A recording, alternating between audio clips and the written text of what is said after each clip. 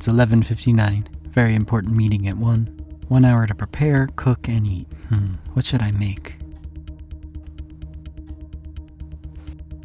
Time to cook. Like many, I've spent the past year and a half working from home. It's great being able to make lunch, but of course time is a factor. So here are 5 quick and easy recipes that can be made and eaten within an hour. This does presume a little planning ahead of time, having the ingredients on hand, but many of these recipes use the same or similar ingredients, so you can maximize the number of meals you can get out of one grocery trip.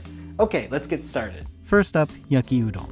I always keep packs of udon or yakisoba around to make a quick stir fry with. This recipe works with either noodle, but I went with udon today. The key to speed is getting a few basic knife cuts down and having everything ready before getting out the frying pan. Let's cut an onion in half. I'll save the other half for tomorrow's recipe. This half I'll peel, cut off the stem and root ends, and cut into wedges. Set those aside. Next I'll slice some mushrooms. These are trumpet mushrooms, but as always, use what you have or like. I'll set those with the onion. Green peppers. I'll cut those in half, remove the pith and seeds, and slice. I have some yellow peppers too, which I'll add for color. And for a little more color and texture, let's add about half of a carrot.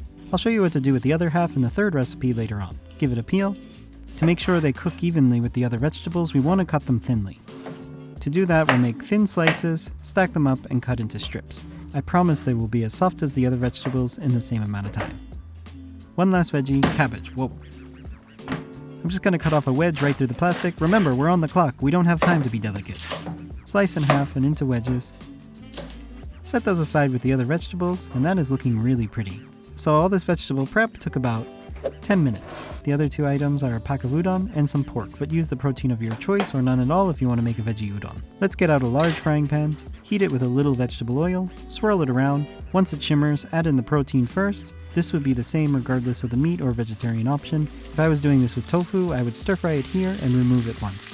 Once the meat is cooked through, push it to one side and add in all the vegetables except for the cabbage.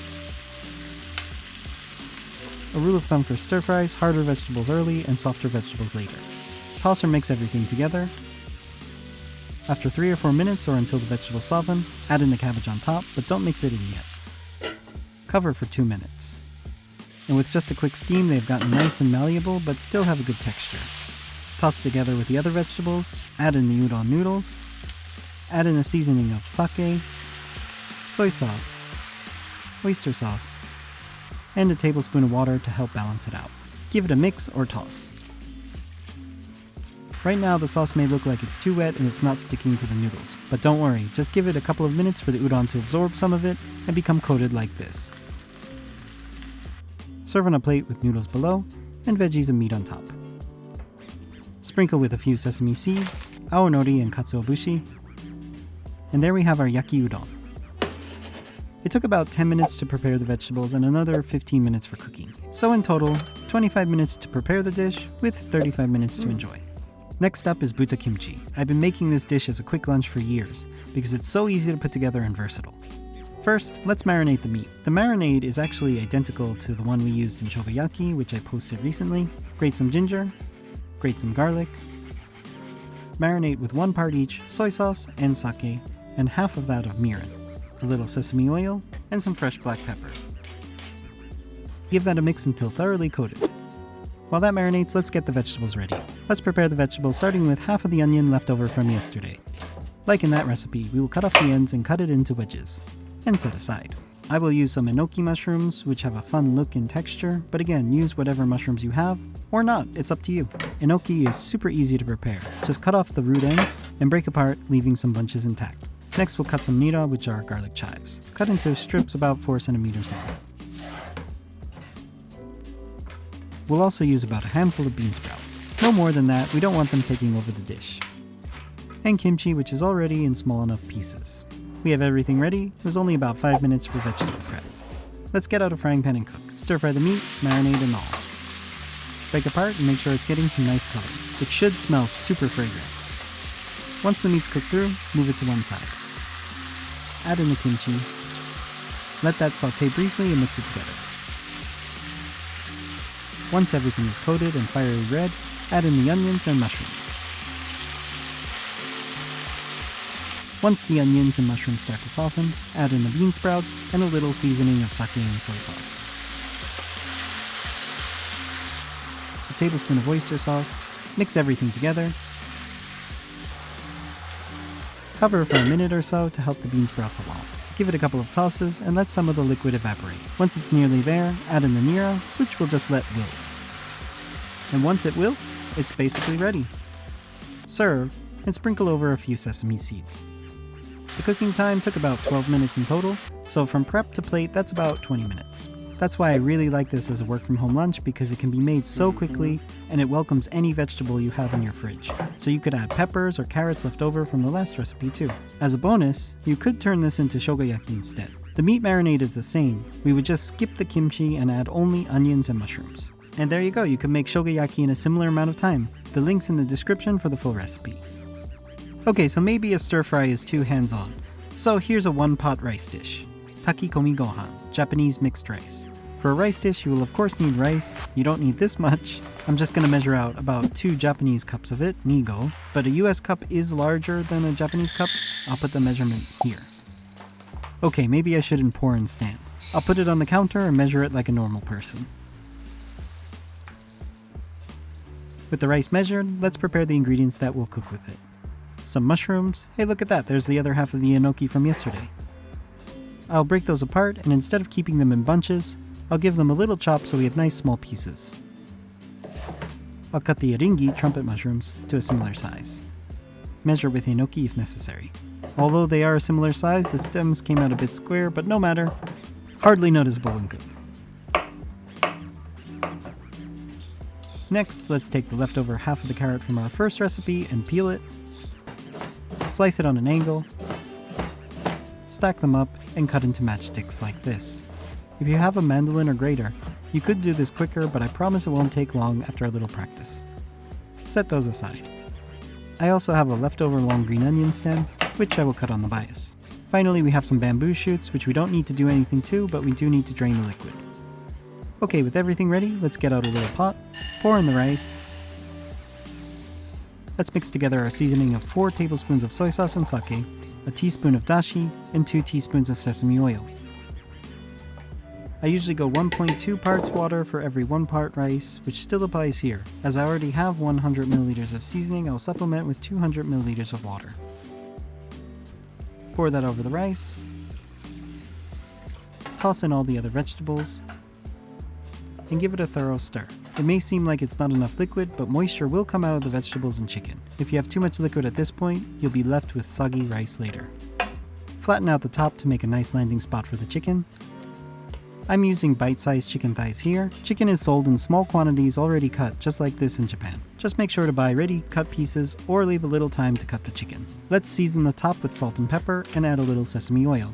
We don't need to mix them in because they will steam perfectly by just sitting on top of the rice. Bring it to a simmer, promptly cover, turn the heat to low, and set a timer for 20 minutes. It's looking great, and as you can see, the chicken is cooked through. After 20 minutes, turn off the heat. If your lunch break allows it, let steam covered off the heat for another 5 minutes. Open it up, marvel at how pretty it looks, and then give it a mix.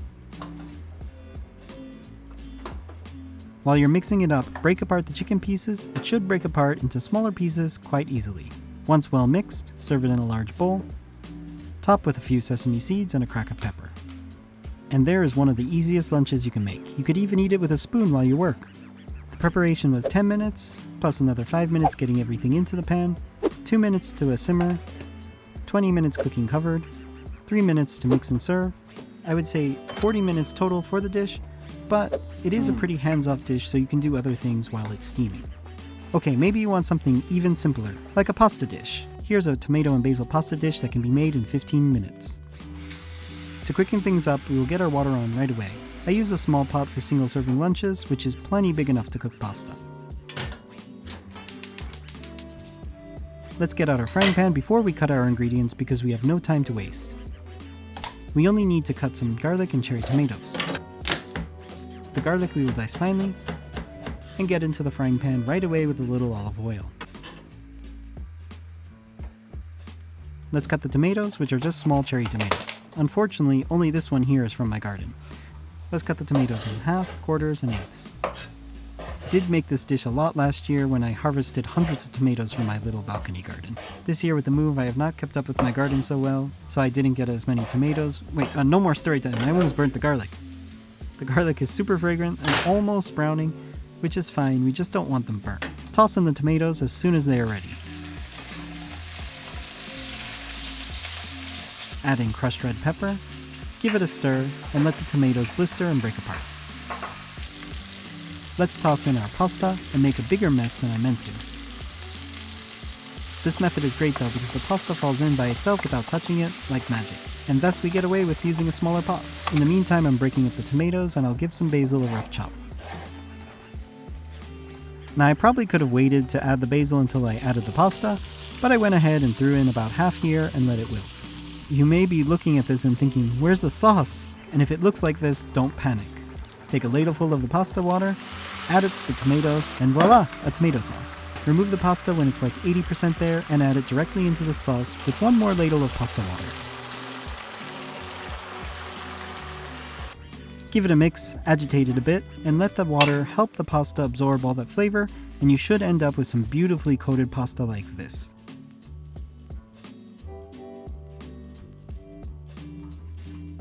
Grate over some cheese, and sprinkle over the rest of the basil. And there we have a tomato sauce from just a half dozen cherry tomatoes. Oh hey, and it was vegetarian too. 5 minutes for prep, 10 minutes for boiling the pasta and cooking the sauce, that's 15 minutes total.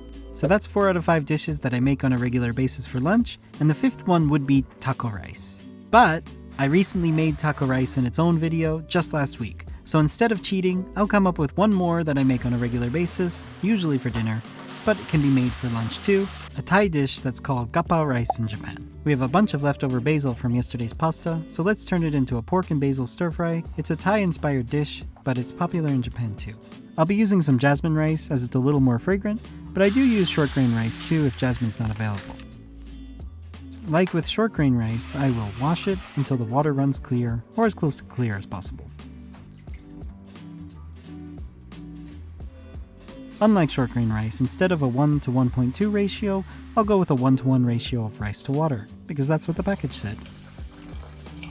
I'll drop that in a rice cooker and go with the speed mode, which should take about 20 minutes. The normal mode takes about 45 minutes, but we don't have time for that. While the rice steams, let's prepare the vegetables, which we'll use some garlic, an onion, red and green peppers, and a cucumber for the garnish. Before I cut the garlic or onions, I'll cut the cucumber thinly on the bias and set aside. I'll slice the peppers in a sort of rangiri, which is typically a rolling cut, but instead of rolling them, I'll shift and rotate slightly to get still random yet similar sized pieces. The red pepper, I'll do the same too. Chop the garlic, dice the onion, and we're ready to go. That was 10 minutes of prep. Get out a frying pan, saute the onions in a little vegetable oil. After a minute or so, drop the garlic on top. Mix it together and add in some chili flakes. Once fragrant, push to one side and drop in the meat. Break it up. Let brown. Add a tablespoon of sake, a tablespoon of oyster sauce, 2 teaspoons of fish sauce, very smelly but very essential, 2 teaspoons of sugar, and a tablespoon or so of water to help bring it all together. Drop in the peppers, briefly cover. Time for the basil. If you can get Thai basil, definitely use that as it has a sweet aroma and almost licorice-like taste. I grew some last year and used it almost every week in this dish. But regular basil works too if you can't get Thai basil. It looks like a lot, but it will wilt pretty quickly. The meat is almost there, but there's one more essential item to make, a fried egg. Get out a frying pan, heat with a little oil, crack in the egg. The trick here is that we won't be turning it over. I sometimes tilt the pan to get a little oil on top so it's frying on each side. Okay, let's plate. Make a bed of rice, a few spoonfuls of meat on top,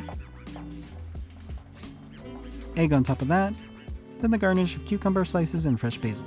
And there we have gappao rice. 5 minutes to wash the rice, 10 minutes vegetable prep, 20 minutes for cooking, so 35 minutes in total. Alright, looks great. Let's give it a taste. Oh, I have to get back to work. Okay.